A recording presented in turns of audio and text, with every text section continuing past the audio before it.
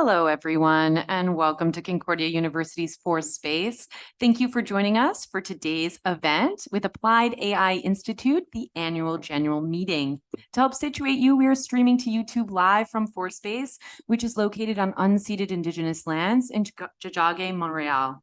At Force Space, we work with our university community to mobilize knowledge by co-creating daily activities that examine research questions and projects in development here at the university. We are running this event as a Zoom meeting, so we welcome any comments or questions via the chat. For those of you in the space, if you'd like to ask a question, just let us know by raising your hand and we'll be sure to get a microphone to you. With that, it is now my pleasure to hand it over to Fenwick McKelvey and Tristan Gletard, the co-directors of the Applied AI Institute.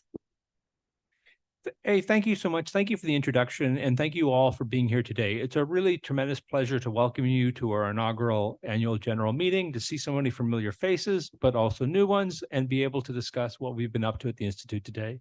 Before going into my remarks, I just want to also share the land acknowledgement, acknowledging that Montreal is located on unceded Indigenous lands, and the Ganagahage Nation has been recognized as the custodians of the lands and waters in which we gather today.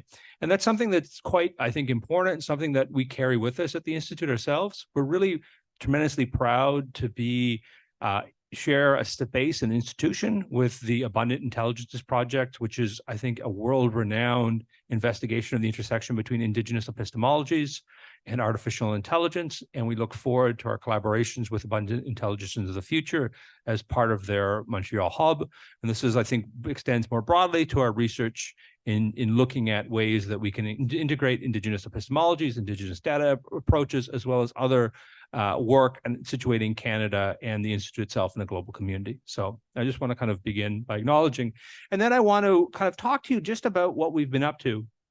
So Tristan and I will be sharing the stage today. And what we want to do is just give you a bit of an update about what's been happening. And our key goal here is that you kind of understand both what the Institute has been doing and also what are the opportunities as researchers and members.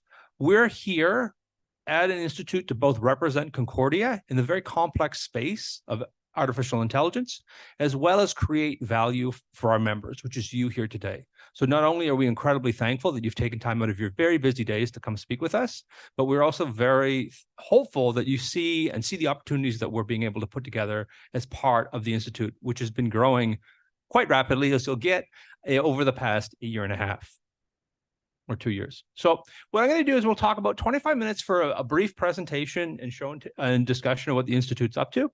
Then we're going to have a break and we'll be moving to table discussions. One of the things we want to do, and thank you to our team, we've been trying to have it so it'll be a bit more of an interactive discussion. So we'll have 45 minutes for table discussions. We have 3 tables: industry and government connections, collaborative research, and public engagement. And you get the choice of picking, like in all things in life, 2. So we'll have a discussion, and then if there's more time for a question and answer period, we'll have that we'll have more time for question and answer at the very end. So with that, I'm going to start our presentation by just talking about a growing institute. And the Institute has been founded in 2021, so we are a little over 2 years old. And in that time, we've grown tremendously. And I think one of the values that we're bringing is we are not only here kind of representing and trying to find Concordia's place in a growing Montreal AI ecosystem, but also Concordia's place in Canada and as well as a global research community. And so part of what the Institute is doing is acting as a common front and a common way of representing the AI research. And I think we have a really tremendous team that every day is trying to kind of advance and represent Concordia in these discussions.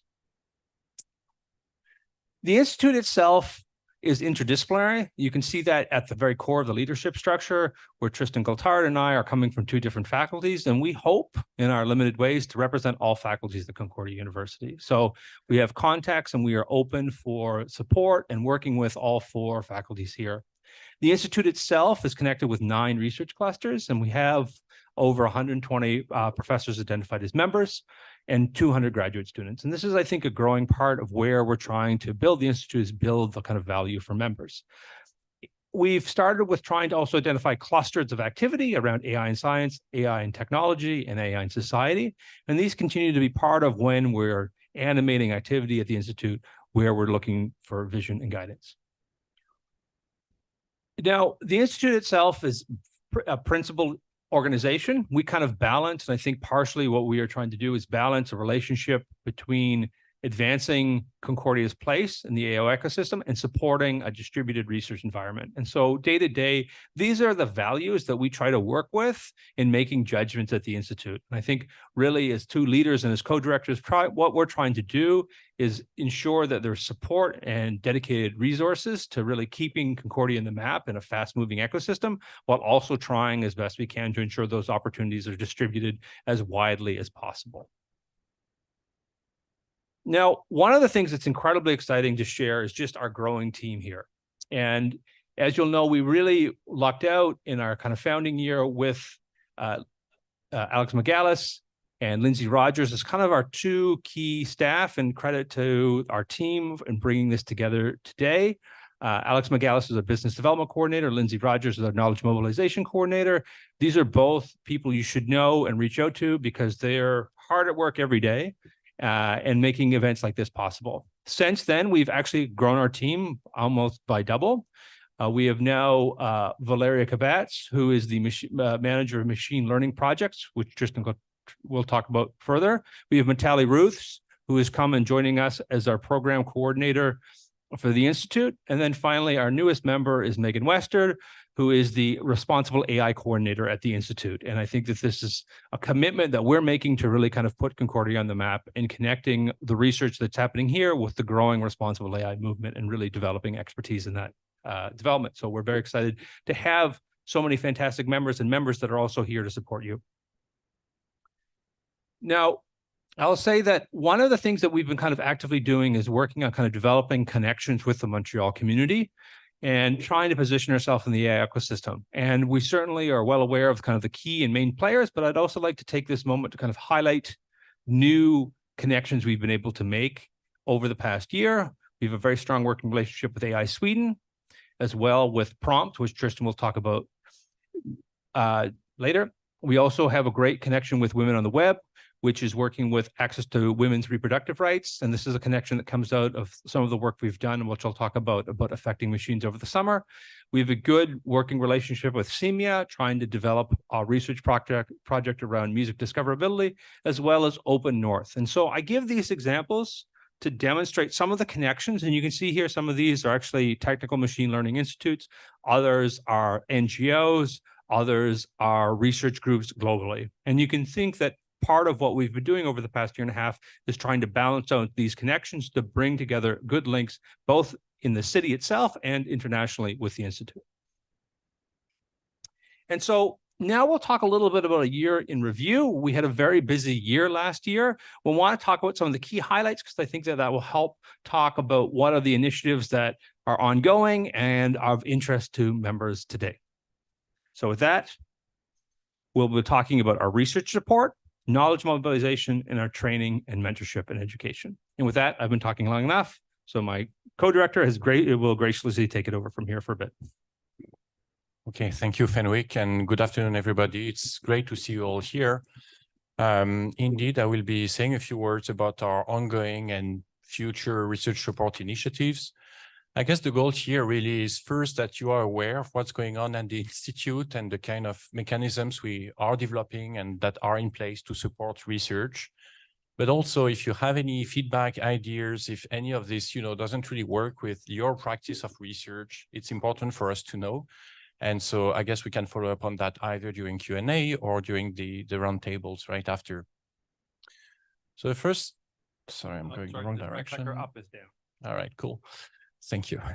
So the first project I wanted to talk about is that project funded by Prompt, for which we have a substantial amount of research funds, so $365,000 per year for the forthcoming 4 years, to support collaborative projects with industry, but also with nonprofits.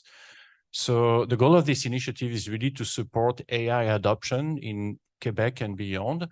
And so any project you may have that's, in partnership with companies or nonprofits, that involve supporting a research assistant to work on whatever AI related or applied AI project is eligible to this funding. We have a yearly funding call that anyone who's a member of the institute can apply. And so we issued one last year, and there will be, of course, new one in the forthcoming years. So keep an eye on this if you're interested in that type of research. Some of the constraints are imposed related to this program are imposed by the funding agency. So it can only fund specific activities, and it has to be partnership research. But I guess we're all used to that kind of constraints, and this can be worked on. With that, I also want to say that while the 7 projects that we funded in the first year were, I think, exclusively from GCS, the Gina Cody School of Engineering and Computer Science, this is not a GCS program. It's open to all members of all faculties. So even if you're in arts and science or fine arts and you have a project with a video game company, whatever industry, you're eligible for that. I also want to thank GCS for supporting the creation of this program, in particular, Guillermo Mendoza, who's here, who helped a great deal putting this together. The other thing I wanted to mention is beyond collaborations with industry or nonprofits, we also have a yearly funding call for collaborative research within the Institute. So we had the first iteration last year. We had issued an envelope of close to 70,000 per year. So here we are talking about smaller projects, typically seed funding or matching funds for larger grants you're starting. We're also opening that to working group this year. And again, you can see that the range of activities that were supported in various disciplines. So essentially, if you're interested to collaborate with any other member of the Institute on pretty much any research domain involving applied AI, that's an opportunity for you. This year, we're going to open soon a similar call with a total envelope of 70,000. The other initiative I'd like to mention regarding research support is we have set up a substantial technical team to help with AI projects. So really the goal of this team is to act as technical support on any AI-related projects that may be of interest to you or colleagues at Concordia. So the manager of this team is Valeria Kebets. We are very happy that she joined the team recently. We recently hired a data scientist, Ahmed Rebey, who's here too, and a developer of machine learning operations, Shubham Qatar, who I believe is also somewhere in the room, plus 5 research assistants who are able to act on different projects, either as data scientists or as software engineers, to support technically AI projects. We realize actually that many people have AI projects in different disciplines, sometimes don't really know where to start. And the role of this team is really to help support this project. So if you're in biology, if you're in different departments and faculties, there are potential opportunities to partner with this team to support your projects. The main project that this team is working on is related to a major contract that the Institute got with the Ministère de la Cybersécurité et du Numérique. So that's what's supporting this team in large parts these days.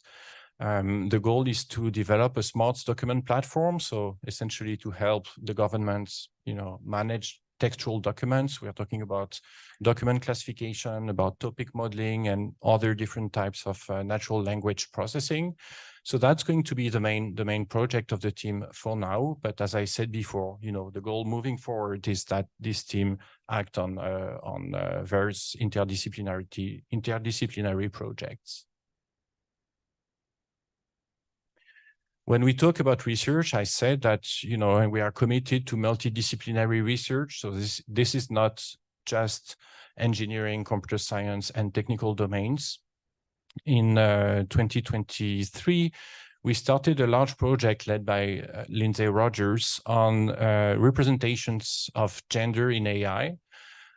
So that led us to involve a large number of research assistants from Concordia, from different faculties, I believe mostly arts and science and fine arts, And the output of these projects consisted of a set of principles, both normative principles and research-based practices, as to how to improve the representation of different genders in AI, and also a set of communication material, including trading cards. You can see a few examples here, highlighting the role of prominent women figures in the history of AI and computer science.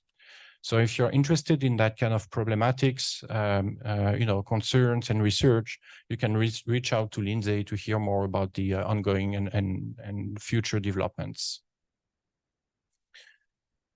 We are launching a new initiative this year, which is a grant writing support initiative. The baseline is that we realize that many of us researchers refrain ourselves from submitting larger grants, not because we don't have ideas or because we don't have the capacity, but let's be frank, because of the administrative and overhead that this represents. So it's a try, but we'd like to use some of the resources we have at the Institute to support that, to support this process of submitting larger grants. We're thinking of grants larger than 100K per year, just as a ballpark. And the goal of our team would be to help researchers, first of all, navigate, the granting ecosystem, what are the requirements, eligibility, etc., to help edit documents for formatting, grammar, templates, etc., but also to provide some input on sections such as responsible AI, gender equity, knowledge mobilization, training plans, that kind of things, where sometimes, in particular, early career researchers may find themselves a bit at loss, and our team has expertise to support. So it's important to say that this initiative has been approved and developed in collaboration with the Office of Research, and we'll work with OR to support the submission of these grants. I'm now passing it back to Fenwick for the next part. Great. Thanks so much, Tristan. And so I want to also say that one of the parts of the Institute itself is democratizing access to artificial intelligence and ensuring that we're meeting the community and also engaging in a lot of critical debates that might be happening around artificial intelligence today. Not that there's anything out there. And so that's one of the things that I want to kind of say at the first and foremost is that through great collaborations with Fourth Space, as well as a growing network, we really are developing capability and convening conversations. And that's something that you should all take away as part of what we're here to do is support. So if you are thinking about a topic or a conversation that you'd like to have around artificial intelligence, know the Institute is there to support you and support these conversations on campus. I want to give you a few different highlights. So coming up this year, we actually have a great lineup of winter events. So coming up on January 18th, in collaboration with LEADS in the Sustainability in the Digital Age, we're doing a poster session around AI and sustainability. So it's a chance, and this is an open call of students and other research teams who'd like to present their work. We're doing a poster session trying to encourage this connection between artificial intelligence and questions about sustainability, which is front of mind. We'll also be working, I think this is something with Megan Wester joining the Institute, is trying to also think about how can we bring knowledge and debates around responsible AI back to the faculty. And so we'll be doing a workshop on responsible AI coming up in the new year. And then the final point is that we actually have two events in collaboration with a really fantastic series organized by Dr. Alex Ketchum at McGill University called Disrupting Disruptions. That's a short name. I think it's called the Feminist and Accessibility and Technology Publishing Series, okay, which doesn't roll off the tongue as easily, but it's actually been a really great conversation about convening conversations around artificial intelligence and social impacts for years. And really, we've been able to say that this is a great group that we're trying to support on campus, or not on campus, but in the city. And these are the examples of the conversations we're hoping to have and continue to have. But if there are more events, I'd like to say that please reach out. This is one of the things that, given all that's happening, it's helpful to know and to see what events would be relevant for our membership. This year, we also launched, thanks to the leadership of the team, but a big special shout out to Alex McGallis for launching a community-based action research network for artificial intelligence. In the past, Concordia has been a participant in community-based action research. And one of the attempts, and one of the things that we're contributing to, is the development of a community in Montreal around understanding both the impacts and potential research opportunities for artificial intelligence. This is, I think, a really important demonstration of what might the future of AI, responsible AI development, AI impact assessments might look like. Rather than trying to do ad hoc consultations, we're trying to build and work with communities, develop expertise locally. The AI, I encourage you to check it out and become a member. Concordia the Applied AI Institute is a proud part of this community-based action research, and we hope and look forward to this becoming an important part of the AI ecosystem in Montreal. We've also contributed to growing discussions around the pedagogical implications of generative AI. Lindsay Rogers and myself helped coordinate a faculty-led survey. Hopefully many of you filled it out, around the impacts of generative AI in higher education.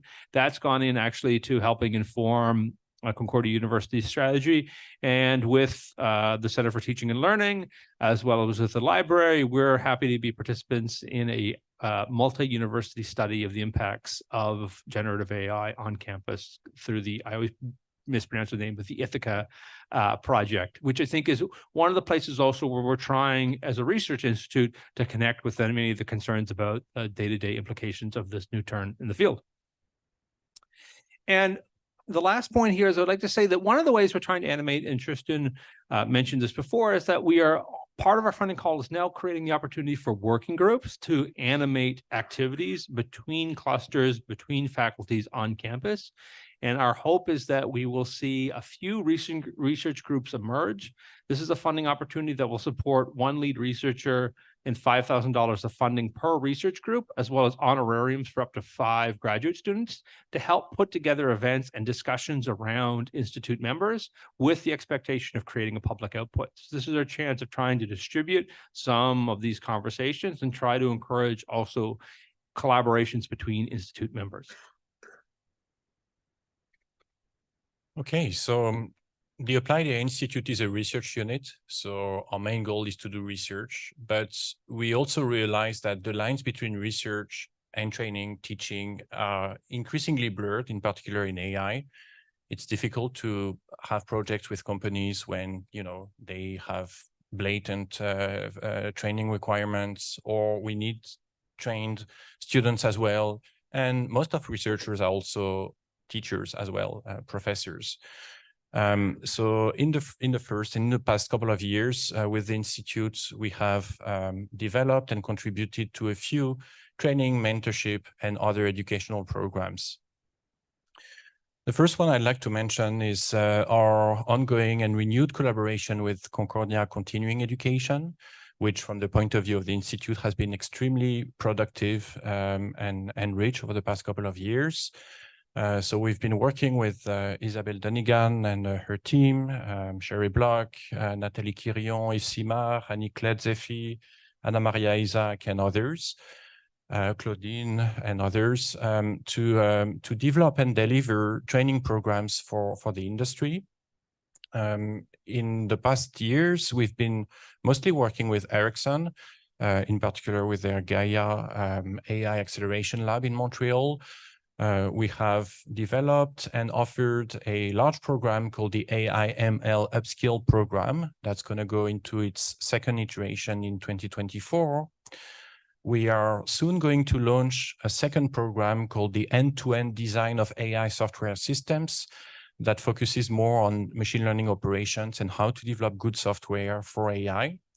That's in partnership with SE for AI, Software Engineering for AI, which is an answer create program led by Dr. Shihab at Concordia. The first iteration of that program will start sometime in January 2024. And we are discussing with, we have ongoing conversations with the government of Quebec about, various potential programs on AI in public administration. So the message to our members here is twofold. If you're interested to contribute either as instructors to these programs, you're very welcome to reach out and express your intention.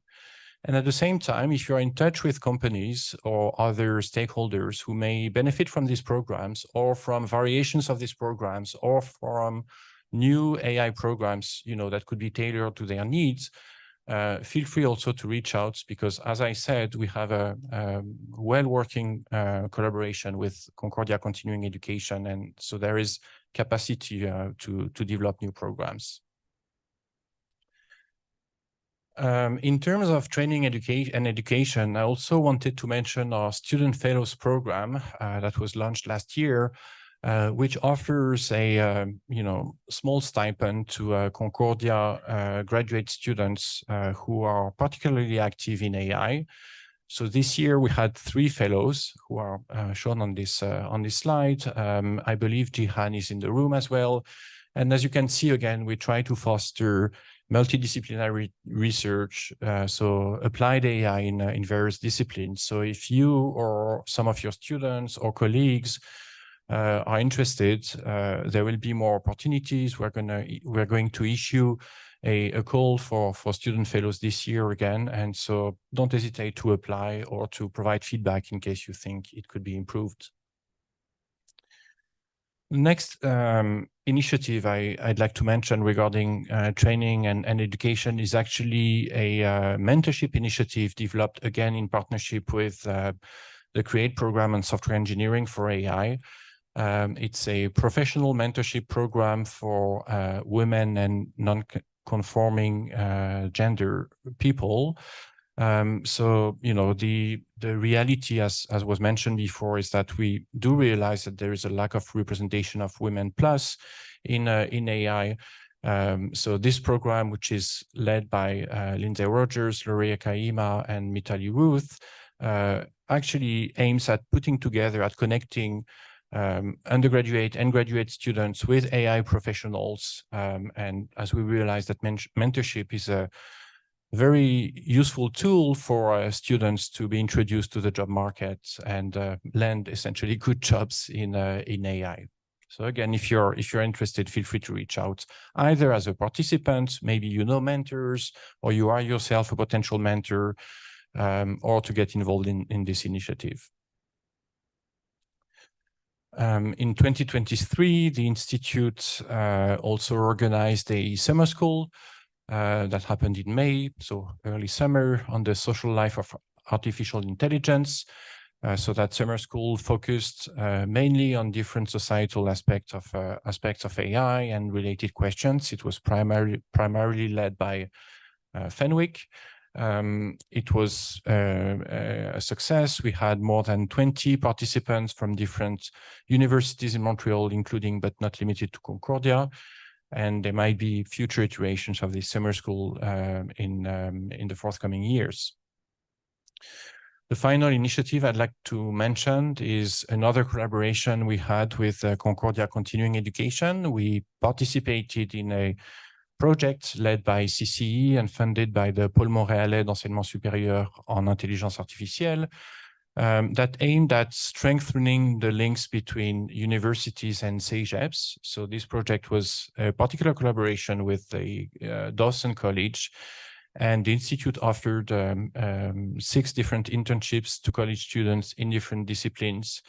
I was one of the supervisors of internships, and just to give my own story, I was very pleasantly surprised of the the outcomes of these internships. I have college students who actually joined Concordia and chose to continue in my lab, and I cannot emphasize more the great opportunity that it was from the research perspective. So again, if you're interested in hosting such internships, feel free to reach out because there will be future opportunities. That's essentially bringing us to an end of this presentation. We have time now for about 5 to 10 minutes for Q&A. It's really open, so if you have any anything you'd like to mention, any question, any feedback, that would be a good moment to do so.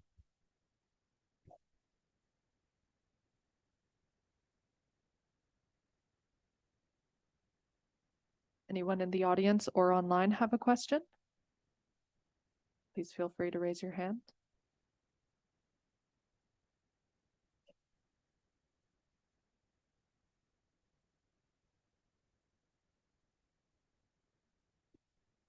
Thank you for this wonderful presentation. My name is Olivier Charbonneau. I'm a librarian here, and I wanted to thank the Applied AI Institute for the funding my team received for a wonderful project where we're exploring the use of chatbots in library services. So I don't really have a question, but just I wanted to, and we're actively engaged in hiring students and testing protocols and figuring out some great technologies and building capacity in our library and exploring this new technology. So thank you for having the opportunity to work with partners in nonprofit partners, and also upgrading our skills and capacities. Thanks, Olivier, for the feedback. I'd also just thank Olivier. One of the things that's coming up that's been a bit live, but there's consultations around AI and copyright that are taking place in December 1st, taking place due December 4th. We're doing a workshop on December 1st. And it's really great to have. And I think it's one of the examples of what makes the Institute great, is have these conversations with expertise on campus, including yourself on copyright, but also just to see how coming together, we're able to convene, I think, the expertise we have here. So if you're interested in AI and copyright, December 1st, send us a message. We're getting something together at Milieu. But I think an interesting conversation to talk about this. So thank you. Hi, thank you very much for the great presentation. I had a question about the vision for how we see ourselves in the Montreal ecosystem. Like, there's other big institutes like Mila, Evado. Like, what are the synergies between them and us, and like what was different between them and us? What's similar? Just question in that direction. If you have any thought. Yeah, so great question. Thanks, Simone. This has been a question for the Institute from inception. There are big players around AI in Montreal. I think we are very much aware of that. We are in touch with them. We interact with them, regularly. Just to mention one thing, we've been part of the recent consultation from the Conseil de l'Innovation du Québec about responsible AI, where all the major players were there. So it's really part of the goals of the Institute to be put on the AI map in Montreal and beyond. And I think at least we got the name out during this first year, and we'll continue to do so. Just to say that there are also, organizational links between the Institute and Mila in particular. A few, I think 2 or 3, maybe 4 of our members are also affiliated with Mila. So there are natural links there with, student co-supervision and all kinds of research exchanges that happen. We remain in active contacts with Evado as well. And we hope for collaborations in the future. Yeah, and just to add to that, I think Tristan was mentioning the Pôle d'Innovation consultations on AI governance. And I think that's something that Tristan and myself, to a lesser degree, really were able to participate in. And so I actually think that one of the benefits of the Institute's offering is that we're in those spaces now, and Concordia is represented in those spaces, and we can report back and be part of those. So we're at the table now with those other groups. And I think the other thing just to say is, we have a good working relationship. I think that's part of the fun and the challenge of what the Institute is trying to do, is distinguish ourselves. And certainly I remember when I first started here, reaching out to colleagues I had at the Vector Institute, and realizing their communications team was twice the size of our entire team. So we are a small fish, but we are a growing presence. And I think partially what we're trying to put into our program is trying to look at ways to define and distinguish ourselves, as well as collaborate. And I think that's our day-to-day, and it's something we think about.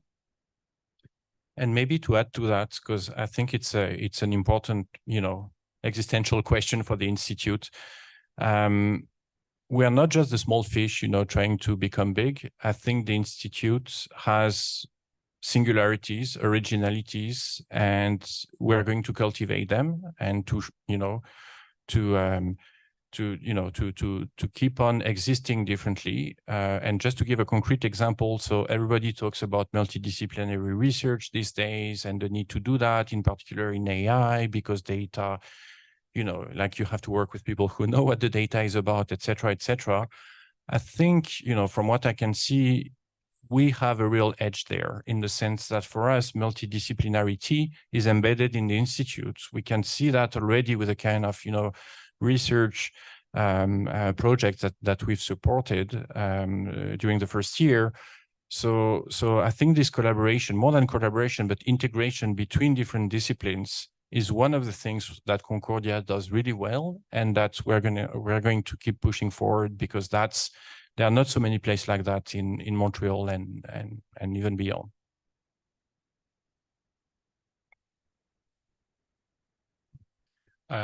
I'll just say, by just echoing that, and I think the other thing just to add is that, you know, one of the things that was really successful with the Affecting Machines project, and kudos to Lindsay Rogers for doing that, is we also had a really great group of community partners, whether that's Queer Tech, Open North, Women on Web, and I think we're also trying to kind of invest in those groups that are advancing kind of the social side of artificial intelligence too. And I think really it's through our kind of networks that we're building. I think we're developing our kind of distinct profile.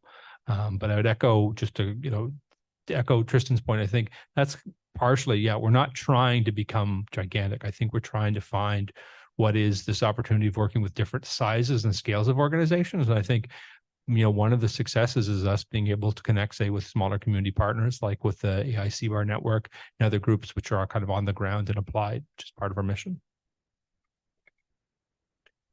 Thank you, Fenwick and Tristan, for the lovely presentation. It's been quite the year. Kudos on all the numerous wins that you highlighted.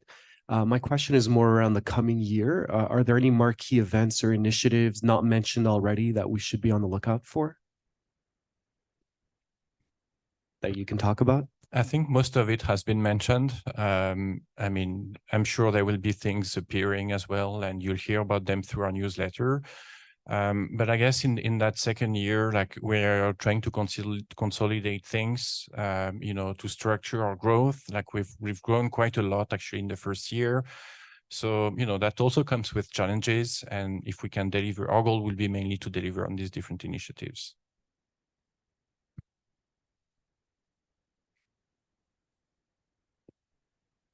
Hello, thank you for this very interesting presentation. You mentioned that you're working with different researchers in the university, in the faculties, external partners also, clients also who need to integrate AI in different ways. I'm wondering if you have project or expect to have project with Concordia as a university, as an institution, developing maybe new best practice based on the knowledge that you developed at the Institute? Yeah, that's, I think, a great question. I think one of the ones that's an active consideration. I think we are first and foremost a research institute. And I think that one of the things we're trying to stay true to is our mission of accelerating research on campus. And I think that the challenge for us is dealing with that amidst a lot of institutional change, and potentially institutional change around, I think generative AI is the one that comes up a lot. And so I think we're evaluating what that looks like. And certainly our collaborations on the Ithaca project kind of blurs the lines a little bit between support and research. And that, I think, is something we do want to be clear that we are supported as a research unit, and that's something that we stay true to. So I think the way that would work is trying to figure out research opportunities that maybe were in collaboration with faculty on campus. And I really think that that's an area of growth broadly, is how do we actually take in and think of the university itself as a site of experimentation and research. And I think we're open to those opportunities as they come up. So if you do have ideas, please let us know.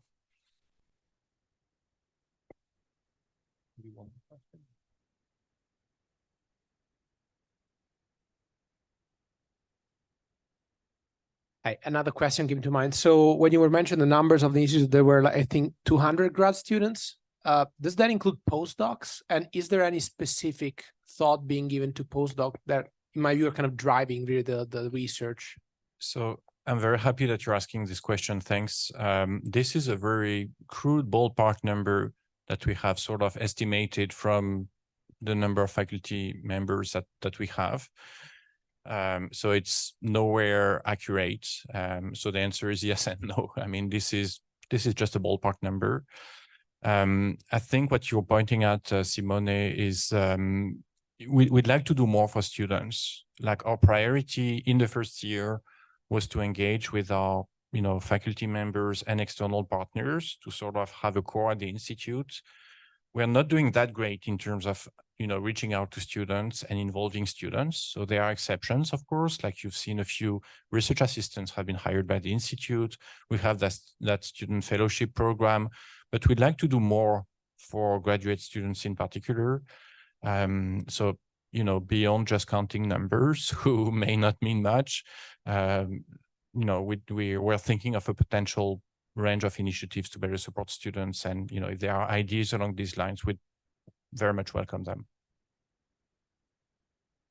Yeah, I think to echo Tristan's comments, I think one of the things you can see is that when we're developing capability in these different areas, whether that's AI development or whether it's responsible AI, or whether it's our knowledge mobilization or business development, there's two things happening. It's one, these are creating opportunities and we're bringing jobs for students, which I don't want to overlook as a big part of how we're navigating and making sure we're adding value. Is that we've over the past year had a lot of research RAs paid through our programs, which I think is part of this. I think the second thing is if you're looking at our membership structure, we focused on kind of a faculty-led approach. And I think in our next year, we are looking for opportunities of what adds value or what's something that students feel a part of. I mean, one of the things which we didn't mention is that we now have offices. And so we now have opportunities of actually convening and having a meeting in a place, which is a big development, at least for us internally. But that I think adds to, some of the ways we're also thinking about creating a hub or a home for students on campus that might be interested in these issues. And that's certainly something that we're hopeful that members might have also suggestions of how to help and support students. And maybe that's partially where the working groups is our kind of deliberate strategy, because that working groups includes support for students baked into that design. And so that's, I think, one of the ways of adding some direct value for students for participating in animating the Institute itself. No, I just want to say that I'd like to kind of close our question and answer period for now. We have time dedicated to discuss 3 topic areas. Great minds think alike. So all I'll say is what we wanted to do in designing this AGM is that, we knew we needed to do the kind of us talking in front of you for a while. And so that's what this has been. And so we want to give you an update and really appreciate your time. But we do want to have, and we've built in time to hear from you. So we have 3 tables set aside, one for industry and government connections, a second for collaborative research, and a third for public engagement. And what we'd like to say in the next 45 minutes after a bit of a break is we'll be each at these tables. And we'll be there for roughly, we're going to have 20 minutes for discussion per table. And this is a chance to hear from you. So please stick around, have some coffee, and I think there's some cake as well. So please help yourself to some food and then join us and pick the tables you'd like. We'll be there for these discussions. And again, thank you so much. It really means a lot to see the turnout for the membership. It really is partially what animates us is to make sure that we're helping this Concordia community. And it means so much to see you coming out and being here to listen to us. So thank you.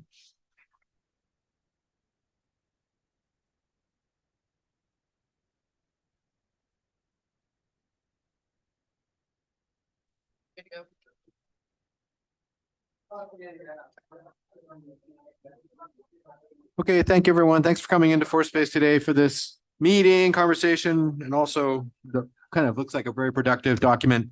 We're going to be closing up the live stream and the Zoom now. Just let you know that this conversation is already available on our YouTube channel if you'd like to revisit it. And also thank you to TK for the amazing translation. Unbelievable. Great to have you here. Hope to see you again. Everyone else, have a great evening.